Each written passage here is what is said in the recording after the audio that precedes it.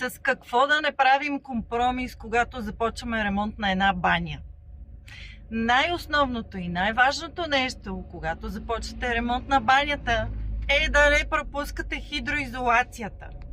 Има много спорове по въпроса къде се слага, на каква височина, кога, слага ли се, не се ли слага. Задължително, на 100% се слага.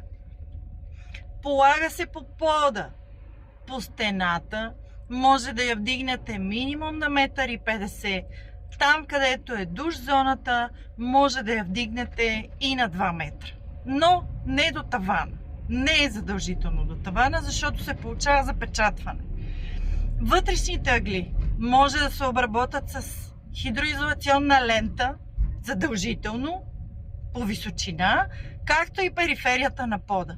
И тогава може да бъдете сигурни, че дори да има някакъв теч, дори нещо да се случи, със сигурност ще бъдете предпазени, така че това не го забравяйте. Първо и основно нещо, много важно, хидроизолацията.